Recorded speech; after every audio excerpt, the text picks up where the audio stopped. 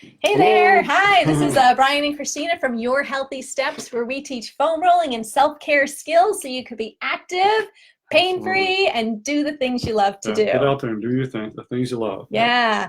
So if you've ever experienced pain in your upper chest or on your arms, and it was this unexplained pain, you didn't know why it was there, where it came from, then this video could be very, very helpful for you. Absolutely. Yeah, so we're continuing our discussion of the pec muscle, and what I'll do is I'll put a link above in here so you can check it out, because this muscle affects us in many ways. Posture, right? Breathing, and arm movements. Yep.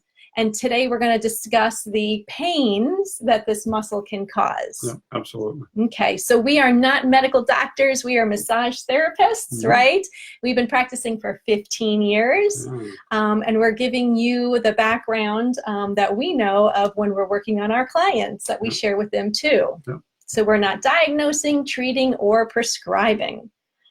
Okay, you ready to talk pec major? Let's do it. Okay, so really the pec major, or pectoralis major, is the known as the pecs.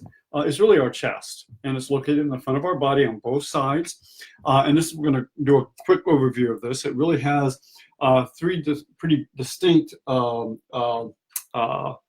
if you will. It has a upper, middle, and what we call lower, and they all come together in the arm. So they go from the clavicle down the sternum, into the ribs, and then up to our upper arm. So it's a big area. And what's interesting here, well, let me just step back. It is a very important muscle for posture, because it causes us to do this. Breathing, it can impact our breathing, and in athletics, it's an important muscle because it's one of the largest and most powerful of the upper body. Right. Okay. So we want it to be healthy. We want this thing to be healthy, and unfortunately, a lot of people, it's really, really tight because it just, habits, which we talked about last time. So what we want to talk about today is the pain patterns that can develop out of these muscles, because all muscles have the potential to develop hyper-irritated points, and those hyper-irritated points become what are called trigger points. And all a trigger point is a hyper-irritated point that is sending pain out somewhere else because it has become so irritated. And that's why it's very difficult sometimes to diagnose it, because people are thinking, I got this going on, I got this going on. And this particular muscle can really cause a little bit of concern. So we're going to talk about that. So let's get right into it. So we have the upper fibers here, right up here, the red area. And this muscle is also kind of unique because it's divided into 5 areas that have its own distinct trigger points and their own distinct pain patterns. So this first section has 2 right up here. So this is really along the clavicle, kind of drops off the clavicle and goes into your arm. It's really, it's really this area right there. And what's unique here is that this pain tends to stay right in that area. So if I take my hand and put it on the front of Christina's upper arm, sorry about that, I should have turned that off. And this upper part of the chest, this is where you're going to find that pain. It pretty much stays right in this area. So those 2 trigger points kind of keep that pain right there. Then we have the middle fibers, which are this section right here. I apologize for the phone.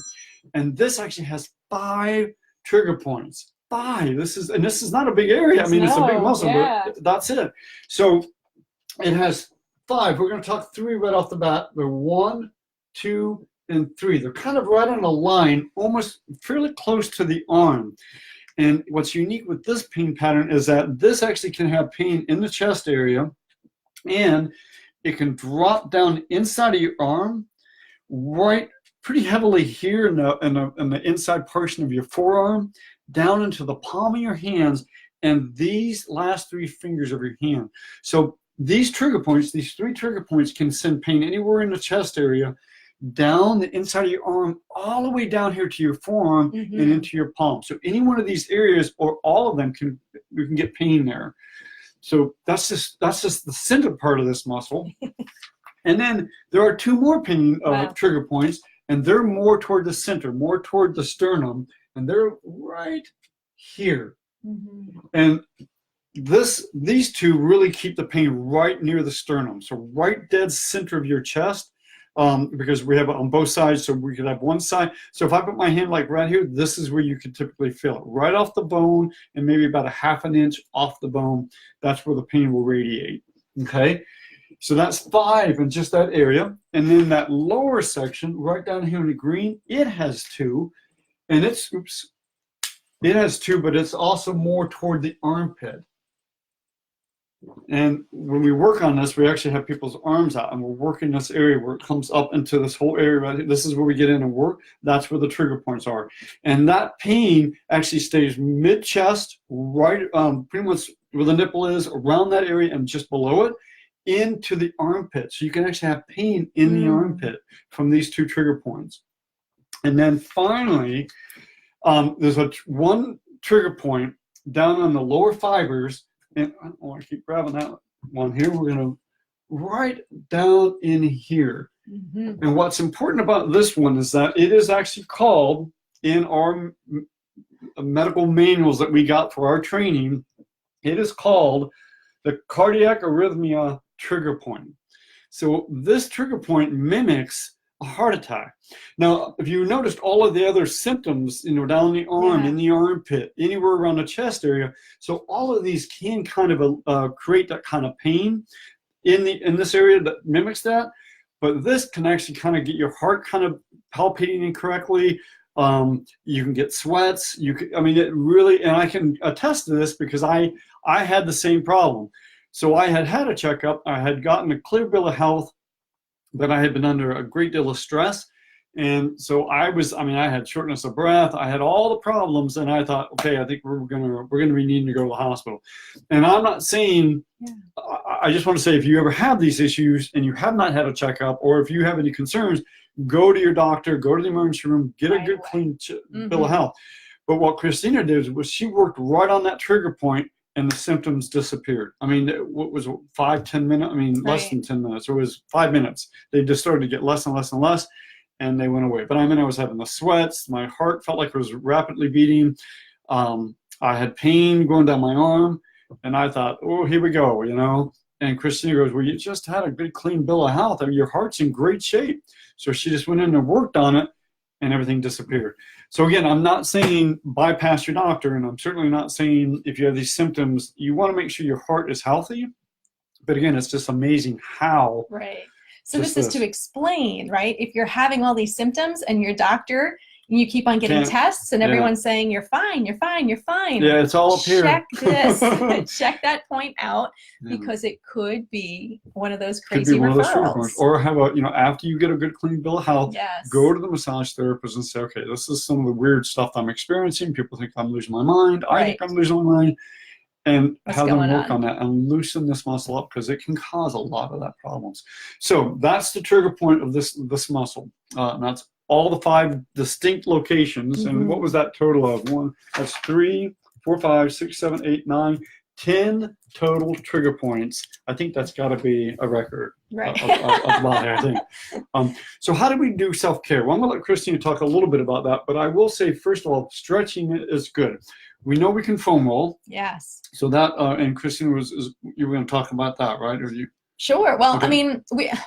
It's probably, but we know foam rolling, like how many people foam roll their chest? Very few. Not many people, and especially women. You're like, I'm not foam rolling that area. Yeah. But it's something that can be done. You can foam roll this muscle very well. And that's what we cover in the Ultimate Foam Roller Blueprint, right? Absolutely. In the upper body program. And so the reason why we teach it is because foam rolling, the pecs is so important for your posture, for breathing.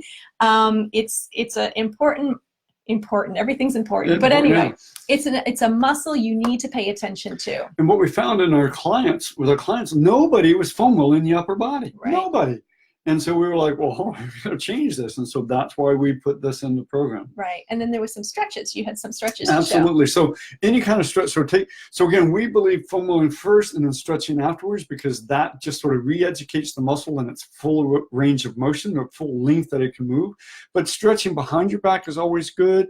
on a corner of a room, you can actually just take your arms on each side of the wall in a corner and just lean into it, gently lean into it and stretch out the chest. You can do that in the doorway. Just put your hands on each side of the frame and just lean into the door, open door, and you will stretch out those pecs. And then move your arms up and down, and you'll be stretching all three of those muscle groups. Yes, all three of those runs, so fiber runs. Yep. Yep. Okay. Okay. Is that your last tip? That's it. Yeah. Okay. So I make sure that you click the link above because will inform you.